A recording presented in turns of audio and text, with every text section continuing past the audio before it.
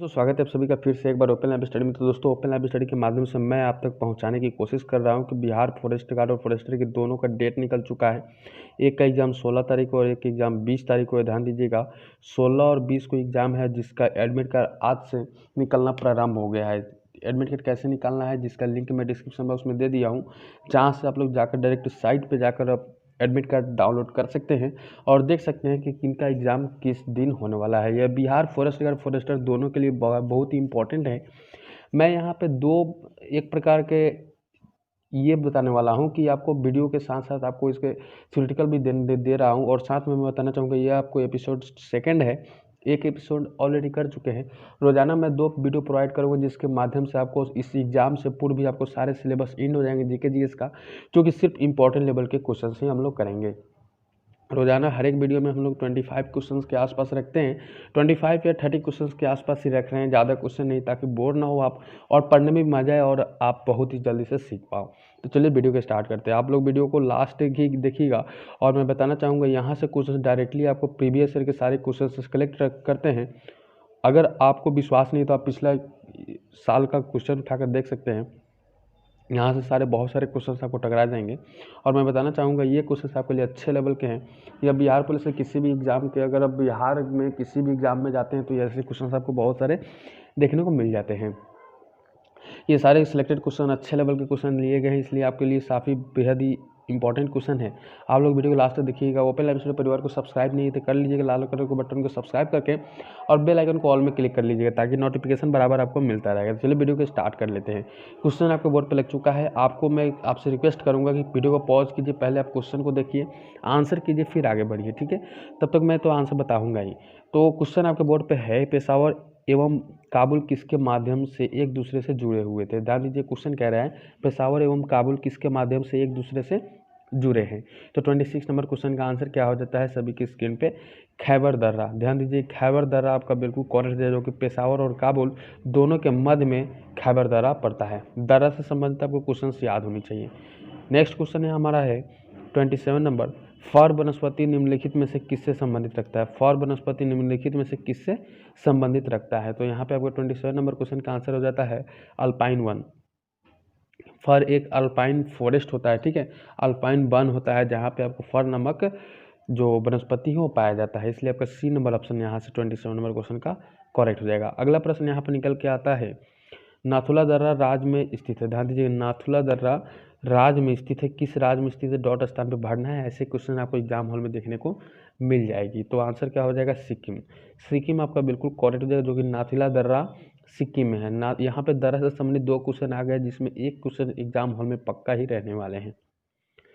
Next question है हमारा 29 number. Question कह रहा है वनस्पति जो विषुवतीय रेखीय वनों से संबंधित नहीं है, यानी कि विषुवत रेखा से एक संबंधित नहीं है, बाकी के बाकी टोटली आपको संबंध रखते हैं रेगिस्तान वन से, ठीक है। यह एक रेगिस्तान वन से संबंध रखते हैं, बाकी विषुवतीय वन से संबंध रखते हैं। तो 29 नंबर क्वेश्चन का आंसर हो जाएगा अकेसिए, जो कि किससे संबंधित है? तो ये रेगिस्तान वन से संबंधित है। रेगिस्तान वन से, ऐसे ज़्यादातर पौधे रेगिस्तान में ही निकलते हैं।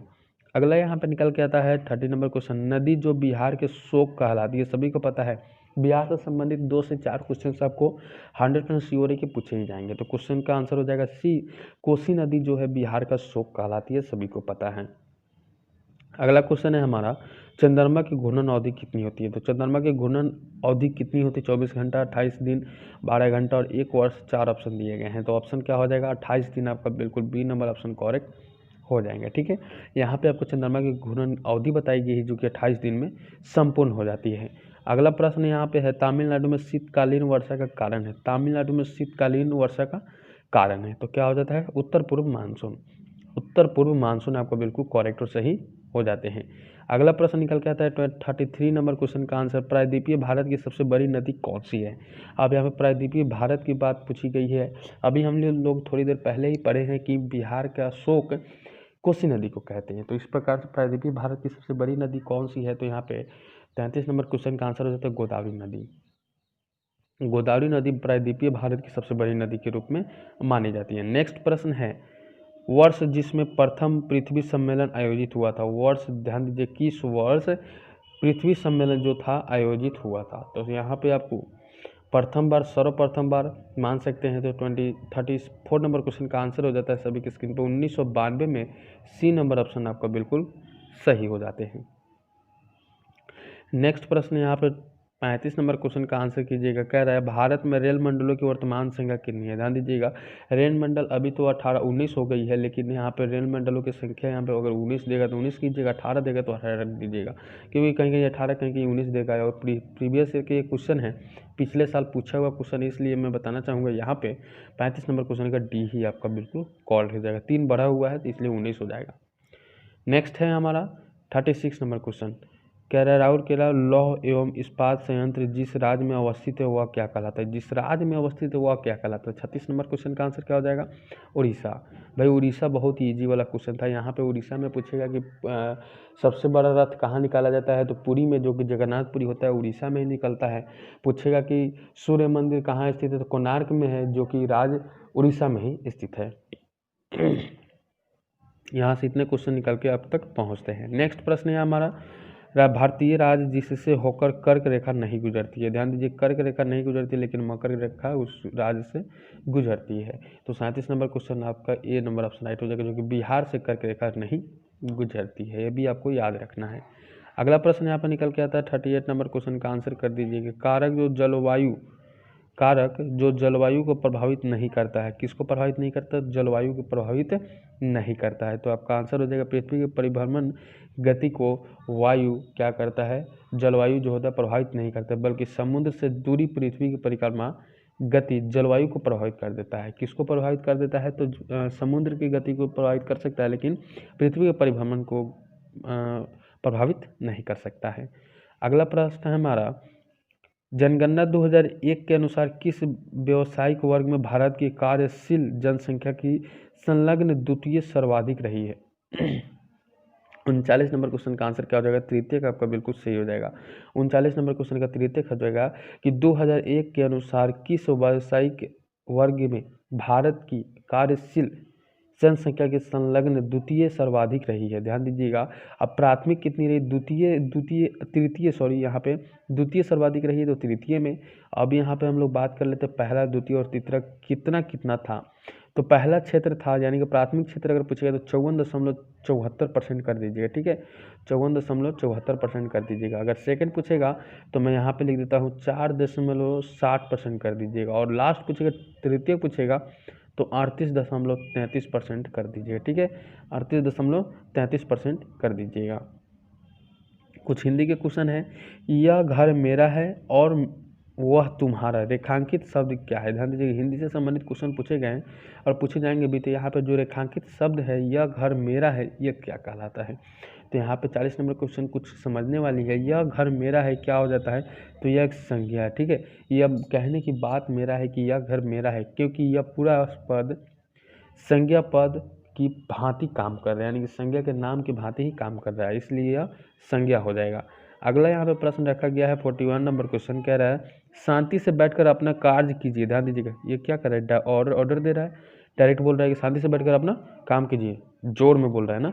तो मैं रेखांकित शब्द में क्रिया विशेषण का प्रकार है। ध्यान दीजिएगा, यहाँ पे जो शांति से रेखांकित कर दिया गया है, यह क्या है, क्रिया विशेषण का प्रकार है, कौन सा। तो यहाँ पे डायरेक्टली बता दिया गया है कि क्रिया विशेषण का कार्य है, जो कि रीतिवाचक के रूप में जानते हैं, ठीक है, रीतिवाचक के रूप में जानते हैं, क्योंकि यह क्रिया की रीति ढंग बता रहा है। क्या बता रहा है, ढंग बता रहा है कि क्या करना है, शांति से बैठना है। अगला प्रश्न यहाँ पर निकल के आता है सभी के लिए 42 नंबर क्वेश्चन का आंसर, निम्नलिखित वाक्यों में रेखांकित क्रिया विशेषण शब्दों के भेदों का सही विकल्प चुनकर लिखे।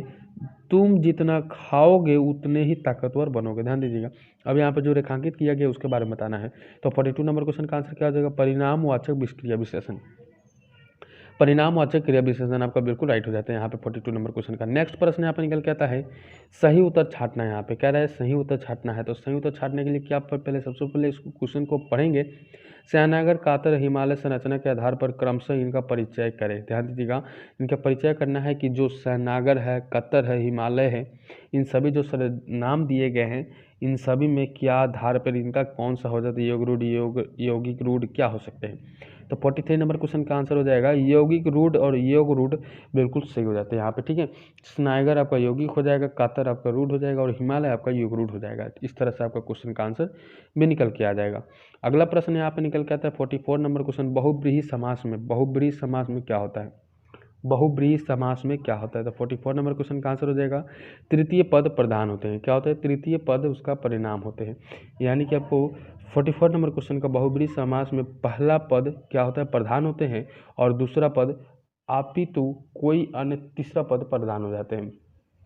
अगर दूसरा नहीं होगा तो तीसरा पद क्या हो जाता है, प्रधान हो जाता है।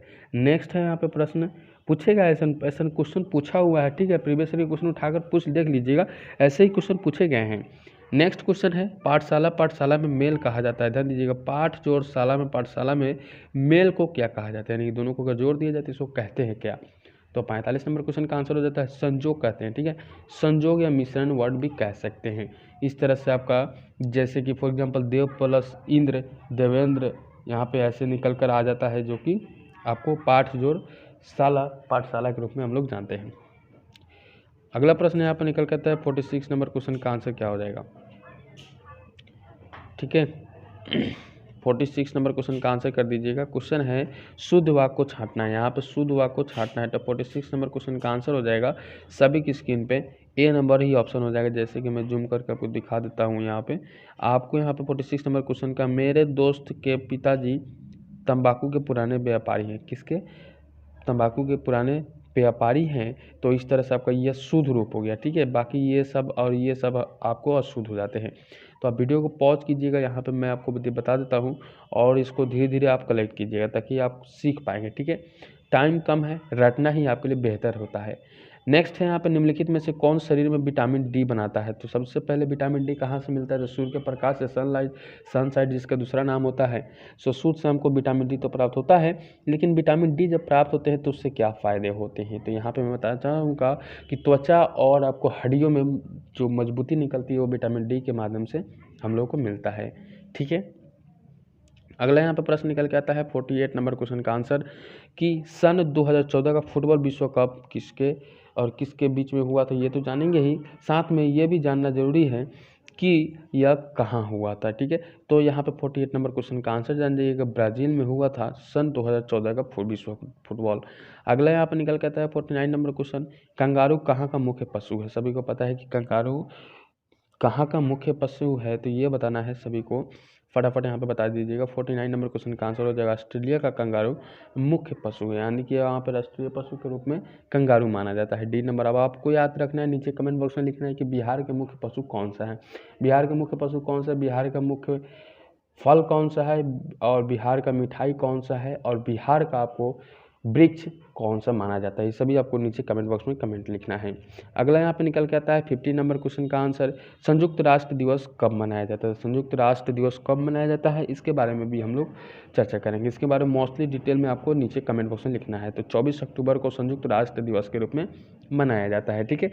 इस तरह से आपका ये नंबर ऑप्शन करेक्ट हो जाएगा। इस तरह से हम लोगों ने 25 नंबर क्वेश्चन कर लिया है, और 25 क्वेश्चन हम लोगों ने पहले भी किया था। तो इस तरह से हम लोग सारे वीडियो में आपको कवर कराएंगे। तो आज के वीडियो में बस इतना ही। उम्मीद है कि आपको आज का सेशन कंप्लीट ही पसंद आया होगा। पसंद है तो लाइक कीजिएगा, और अपने दोस्तों तक ज़्यादा से ज़्यादा शेयर जरूर कर दीजिए ताकि उनको भी इसका हेल्प मिलता रहे। ओपन स्टडी परिवार को सब्सक्राइब नहीं तो सब्सक्राइब कर लीजिए, बेल आइकन कॉल में प्रेस कर लीजिए ताकि नोटिफिकेशन आपको बराबर मिलता रहे। तो चलिए फिर मिलते हैं अगले वीडियो में एक नए टॉपिक के साथ।